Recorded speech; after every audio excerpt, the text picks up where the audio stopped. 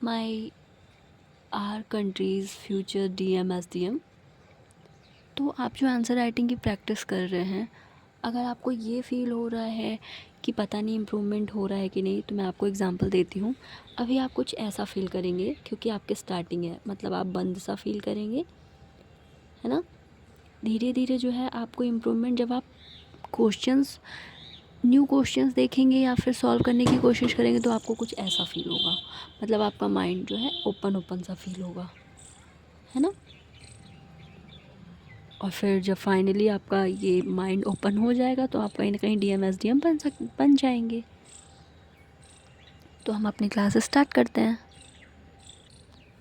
तो जैसा कि मैंने आपको लास्ट क्लास में करंट अफेयर्स कैसे पढ़ना है वो बताया था।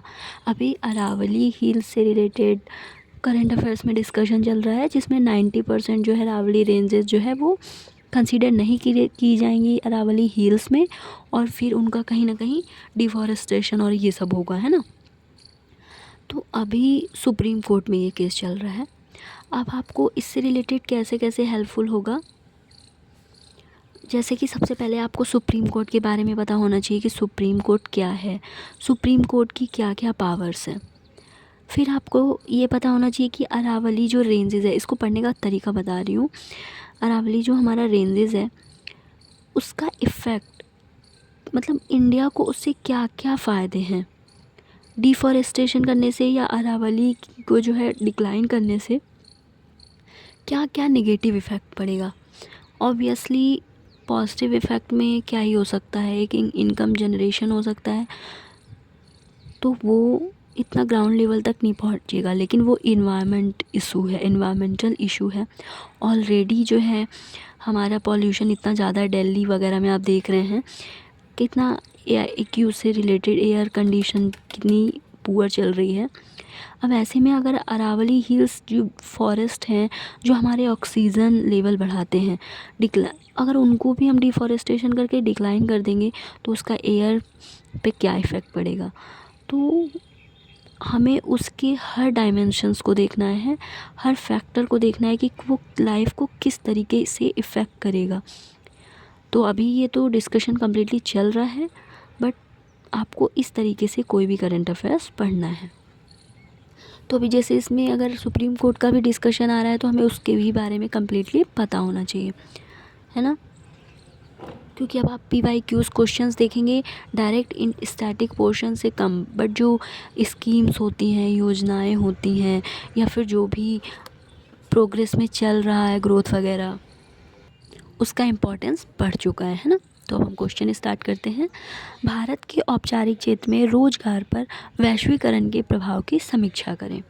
औपचारिक क्षेत्र में समझ पा रहे हैं, मतलब कहीं ना कहीं आप देख रहे हैं ना, गवर्नमेंट जॉब्स कितनी ज़्यादा डिक्लाइन हो रही हैं, कम हो रही हैं हर साल वैकेंसीज़ वगैरह का। तो इसका ग्लोबलाइजेशन का इस पर क्या इफ़ेक्ट पड़ा है। जनरली हम अनौपचारिक इफ़ेक्ट देखते हैं, बट इसमें औपचारिक की बात की जा रही है। 1990 के दशक से लेकर अब तक भारत में वैश्वीकरण ने अर्थव्यवस्था, पूंजी प्रवाह, समाज और अन्य क्षेत्र पर सकारात्मक तथा नकारात्मक दोनों प्रभाव डाला है। अब इसका इफ़ेक्ट हर सिक्के के दो पहलू होते हैं, वो पॉजिटिव भी होता है, निगेटिव भी होता है। तो हम यहाँ पे इसका इफ़ेक्ट भी जो है वो दोनों ही पड़ेगा, है ना। तो हम दोनों इफ़ेक्ट देख लेते हैं। मैंने ऐसा बताया है, आप टू द पॉइंट भी बता सकते हैं, आप हेडिंग वाइज भी बता सकते हैं, बट ये ज़्यादा बेस्ट होता है, आप यहाँ पे कंपेयर भी कर पाते हैं। तो अगर बाई चांस आपको कोई एक पॉइंट का पॉजिटिव दिख रहा है, नेगेटिव नहीं याद आ रहा है, तो आप कहीं ना कहीं कंपेयर करके भी तुरंत जो है वो लिख पाते हैं। और क्योंकि टाइम मैनेजमेंट सबसे इम्पॉर्टेंट है आंसर राइटिंग में। सकारात्मक इफ़ेक्ट, वैश्वीकरण ने पूंजी प्रवाह को बढ़ाया, नौकरी के अवसरों में वृद्धि की, कौशल विकास और कुशल श्रमिकों की मांग हुई, श्रमिकों के जीवन स्तर में वृद्धि हुई, समाज में रहन सहन का स्तर बढ़ा, प्रतिस्पर्धा के द्वारा गुणवत्ता में सुधार हुआ। निगेटिव इफ़ेक्ट, आय असमानता में वृद्धि की, लाभ समान रूप से वितरित नहीं हुआ, श्रमिकों का शोषण हुआ क्योंकि काम ज़्यादा पैसा कम, नौकरी की असुरक्षा बढ़ गई क्योंकि कुशल श्रमिकों की मांग बढ़ी। घरेलू उद्योगों पर दबाव बढ़ा। कार्य की प्रकृति कम सुरक्षित हो गई। अभी इसी नरेगा और जी राम जी जो गवर्नमेंट पॉलिसी लाई है कि नरेगा को बंद करके हम जी राम जी स्टार्ट करेंगे, तो इसका भी इफ़ेक्ट फ्यूचर में क्वेश्चंस रिलेटेड ऐसा ही आएगा कि क्या इसका इफ़ेक्ट पड़ा। जैसे योजना आयोग को बंद करके नीति आयोग का डेवलपमेंट किया गया था, है ना।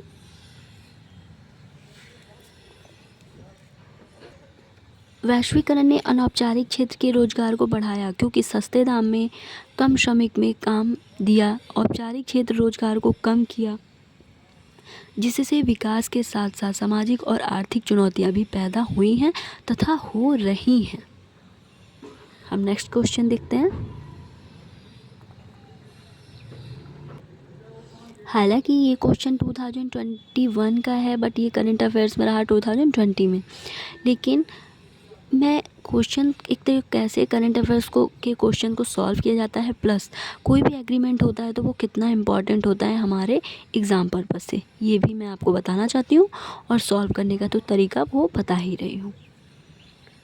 क्वेश्चन है, अब्राहम समझौता पश्चिम एशिया की राजनीति से एक नई शुरुआत है, व्याख्या कीजिए। अब्राहम समझौता सबसे पहले बता दूं क्या है। अब्राहम समझौता 2020 में अमेरिका की मध्यस्थता से इजरायल और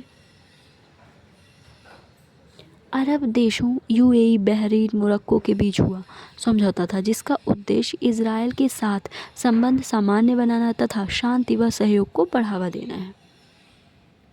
कोई भी शुरुआत कई परिवर्तनों की शुरुआत होती है ना। इसका प्रभाव सकारात्मक व नकारात्मक दोनों रूप से पड़ता है। आर्थिक रूप से व्यापार हेतु सकारात्मक होगा, शांति हेतु बेहतर कदम, कनेक्टिविटी, पर्यटन व आवागमन को आसानी बनाएगी। भारत, इजरायल, यूएई, यूएस के बीच I2U2 समूह बना, जिससे अंतरिक्ष, रक्षा, आर्थिक सहयोग को बढ़ावा देता है। इन्हीं परिवर्तनों के साथ ईरान के चिंता का कारण भी बना, उसके सहयोगियों के लिए रणनीतिक चुनौती बढ़ी। इन समझौतों ने रणनीतिक परिवर्तन तो लाए, किंतु क्षेत्रीय शक्ति संतुलन, फिलिस्तीन जैसे संबंध पर नई चुनौतियां भी पैदा हुई। बेहतर सामंजस्य बेहतर परिणाम के लिए आवश्यक है। तो कुछ इस तरीके से करंट अफेयर्स हमारे इम्पॉर्टेंट हो जाते हैं। और मैं आपको शॉर्ट वीडियोज़ में ये भी बताने की कोशिश कर रही हूँ कि अगर आप बिगिनर्स हैं या फिर अगर आप प्रिपरेशन के मिड में हैं, अगर आपके 6 मंथ भी हो चुके हैं, तो कैसे आपको एक बेस्ट प्रिपरेशन करना है ताकि आपका बिल्कुल भी टाइम लॉस ना हो और आप सही टाइम पे सिलेक्शन ले लें, है ना। अब हम देखते हैं नेक्स्ट क्वेश्चन। जब निर्धनता कई पीढ़ियों तक हस्तांतरित होती है तो वह एक संस्कृति का रूप ले लेती है, स्पष्ट कीजिए।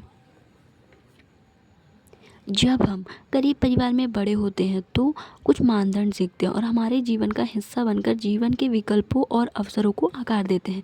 ये ना सिर्फ गरीबी का, इवन हमारा जो कल्चर है, हमारा जो यूथ जनरेशन है वो फील करता है कि सदियों से आ रही कुछ जो रूढ़िवादी चीज़ें हैं उसे संस्कार का नाम देकर कैसे मेंटली टॉर्चर किया जाता है, खुशियों के स्थान पर उन्हें प्रायोरिटी दी जाती है ना। तो इसको कंटिन्यू करते हैं।